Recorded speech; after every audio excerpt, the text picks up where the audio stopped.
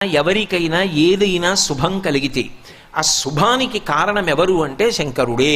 నేను చెప్పట్లేదు ఈ మాట, శాస్త్రములు చెప్పాయి. శుభములన్నీ కుప్పలు తెప్పలుగా ఆయన పాదముల దగ్గర పడి ఉంటాయిట.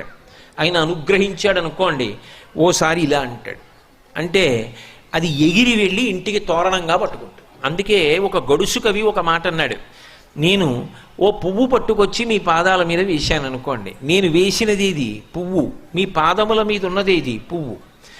నేను ఒక పువ్వు పట్టుకెళ్ళి మల్లికార్జున లింగం మీద వేశాను అనుకోండి, పరమ ప్రేమతో వేశాను అనుకోండి, ఆ పువ్వు ఓ ఏడాది తర్వాత నా ఇంటి మనవడు.